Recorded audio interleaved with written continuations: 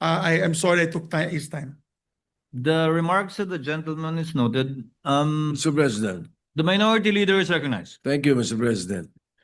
We were expecting at least some kind of cooperation or acknowledgement of the members of the minority before the majority leader all of a sudden stands up. The members of the majority have been talking to us.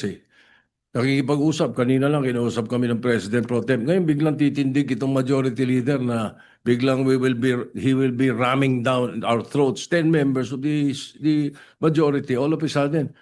We're expecting more cooperation and more better treatment for the minority because we're trying to our best to treat you as well. Because we can make it harder for you if this is what you want. Kaya we were expecting, something better.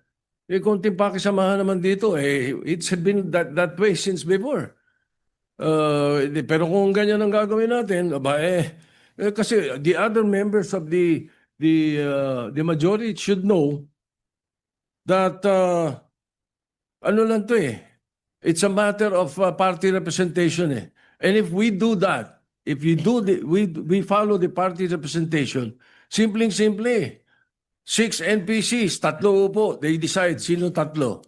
2 po ang 5 ang Nationalista Party, 2.5.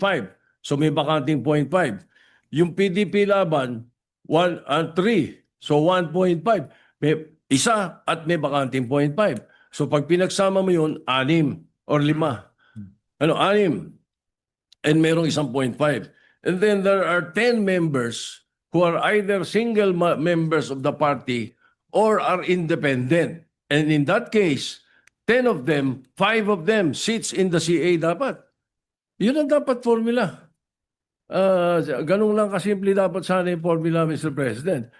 Kung hindi naman, andun yung alternative formula which is majority-minority, okay.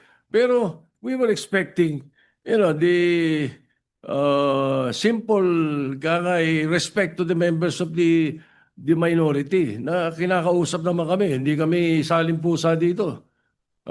We can make this easy for you and we can make it also difficult for you. We leave it up to you, Mr. President. My objection stands. I don't think we should continue with the election until we have discussed this properly.